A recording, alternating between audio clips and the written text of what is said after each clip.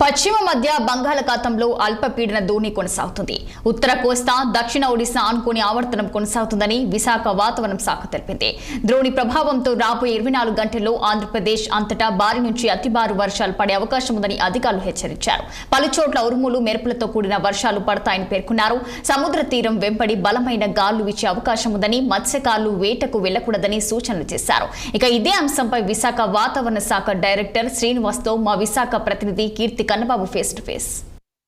పీడనం ప్రభావంతో రానున్న రోజుల్లో వర్షాలు పడే అవకాశం ఉన్నట్లుగా వాతావరణ శాఖ అధికారులు అయితే తెలుపుతున్నారు. అయితే ఏ జిల్లాల మీద దీని ప్రభావం ఉంటుంది, ఏ స్థాయి మేరకు ఎక్కడెక్కడ ఎంత శాతం నమోదయ్యే అవకాశం ఉందో అడిగి తెలుసుకునే ప్రయత్నం చేద్దాం. సార్ నమస్తే అండి. ఏ ఏ ప్రాంతాల మీద ఈ అల్పపీడనం తాలూకా ప్రభావం ఉండొచ్చు సార్? ఏ జిల్లాల వాళ్ళు ఎలర్ట్గా ఉండాలి?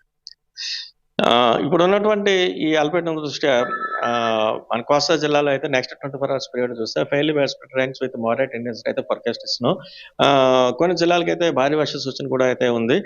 ముఖ్యంగా ఇటు ఉత్తరాంధ్రలో అయితే east and west Godavari, Eluru ఈ 3 జిల్లాలకి అయితే భారీ వర్ష సూచన ఉన్నట్టుగా చెప్తున్నాం. అలాగే నెక్స్ట్ సౌత్ కోస్ట్ ఆంధ్రప్రదేశ్ చూస్తే ఆల్మోస్ట్ అన్ని జిల్లాలకు కూడా ఈ భారీ వర్ష సూచన అయితే మనం ఇస్తున్నాం. అలాగే వీటితో పాటు దీని యొక్క ప్రభావం రాయలసీమ కూడా మీద కూడా కొంచెం ఉండే ఛాన్స్ ఉంది. తిరుపతి జిల్లా ప్లస్ కర్నూలు అండ్ నంద్యాల ఈ 3 జిల్లాలకు కూడా దీని యొక్క ప్రభావం ఉంది. ఈ జిల్లాలో కూడా 1-2 చోట్ల భారీ వర్షం కూడా వచ్చే ఛాన్స్ అయితే ఉంది. అలాగే దీని దృష్ట్యా ఈదురుగాల ప్రభావం కూడా అయితే ఇంకా కంటిన్యూ అవుతుంది. గంటకి 40 నుంచి 50 కిలోమీటర్ల వేగం వరకు వెళ్ళే ఛాన్స్ ఉంది. అలాగే ఫర్దర్ గా ఇది కండిషన్ సీ కండిషన్ రఫ్నెస్ ఇంకా కంటిన్యూ అవుతుంది. అంచేత మన తీరం వెంబడి అంటే ఎంటైర్ కోస్టల్ ఆంధ్రప్రదేశ్ తీరం ఉన్నటువంటి మత్స్యకారులందరినీ కూడా వేటకు వెళ్ళొద్దని చెప్పడం జరుగుతుంది. ఏ ప్రాంతాల వాళ్ళు ముఖ్యంగా ఈ పిడుగులు పడే అవకాశం ఉంది సార్? అంటే ఇక్కడ మ్యాప్ లో చూపిస్తున్నట్టుగా ఏ ప్రాంతాల వాళ్ళు అలర్ట్ గా ఉండాలి సార్? ఇప్పుడు ఆల్రెడీ మనం ఇక్కడ చూస్తున్నట్టుగా ఇటు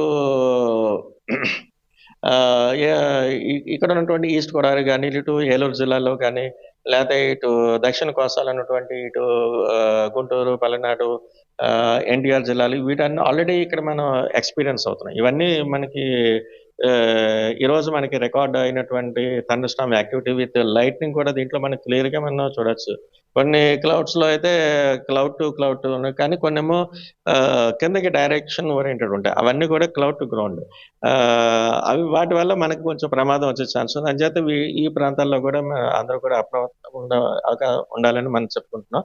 అలాగే మిగతా జిల్లాలు కూడా ఈ థండర్ స్టార్మ్ యాక్టివిటీ కంటిన్యూ వచ్చే ఛాన్సెస్ అయితే ఉన్నాయి. ఉత్తరాంధ్ర వరకు వస్తే గనక ఈ ఏవైతే శ్రీకాకుళం నుంచి విశాఖపట్నం వరకు ఈ తాలూకా ఎఫెక్ట్ ఏమైనా ఉండే అవకాశం ఉంది? ఎక్కువగా అయితే ఈ రోజు ఆల్రెడీ మనకి శ్రీకాకుళం, విజయనగరంలో కూడా మనకి శ్రీకాకుళం, విజయనగరం జిల్లాల్లో కూడా ఈ రోజు thunder Storm activities already record అయ్యాయి కొన్ని ప్రాంతాల్లో.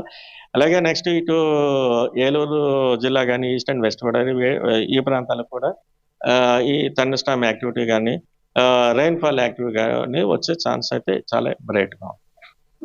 అంటే మొత్తానికి ఏవైతే తెలుగు రాష్ట్రాలైనటువంటి ఆంధ్రప్రదేశ్ లో ముఖ్యంగా కొన్ని జిల్లాలకు సంబంధించి ఇప్పటికే భారీ నుంచి అతి భారీ వర్షాలు పడే అవకాశం ఉంది. కాబట్టి ఇవాళ రేపు కొంత ప్రజలంతా అప్రమత్తంగా ఉండాలని అయితే చెప్పడం జరుగుతుంది. ఈ నేపథ్యంలోనే చూసుకుంటే గనక గంటకి 40 నుంచి 50 కిలోమీటర్ల వేగంతో తీరం వెంబడి గాలి వీచే అవకాశం ఉంది. కాబట్టి మత్స్యకారులు ఎవరిని కూడా సముద్రంలోకి వేటకు వెళ్ళొద్దంటూ కూడా ఇప్పటికే హెచ్చరిక జారీ చేస్తున్నారు. అలాగే ఏవైతే ఈ మ్యాప్ లో చూపించినటువంటి విధంగా ముఖ్యంగా విజయవాడ, ఒంగోలు, ఈ మిర్యాలగూడకు సంబంధించినటువంటి ప్రాంతాల్లో ఎక్కువగా పిడుగులు పడే అవకాశం ఎక్కువగా ఉంది. కాబట్టి ఆ ప్రాంతంలో నివసిస్తున్నటువంటి ప్రజలంతా కూడా కొంత అప్రమత్తంగా ఉండాలని అయితే చెప్పడం జరుగుతుంది. ఏదేమైనప్పటికీ కూడా తెలుగు రాష్ట్రాల ప్రజలు గడిచిన కొద్ది రోజులుగా పడుతున్నటువంటి వర్షాలకు అతలాకుతలం అవుతున్నటువంటి నేపథ్యంలో మరొక రోజు పాటు కూడా ఈ వర్షాలు భారీ స్థాయిలో ఉండే అవకాశం ఉంది. కాబట్టి ప్రజలందరూ కొంత అప్రమత్తంగా ఉండాలి. అలాగే సముద్ర తీర ప్రాంతాల్లోనూ లోతట్టు ప్రాంతాల్లో ఉన్నటువంటి ప్రజలంతా కూడా కొంత అప్రమత్తంగా ఉండాలని అయితే చెప్తున్నారు. కెమెరామ్యాన్ మోహన్తో కన్నబాబు, విశాఖపట్నం వెదర్ ఆఫీస్ నుంచి.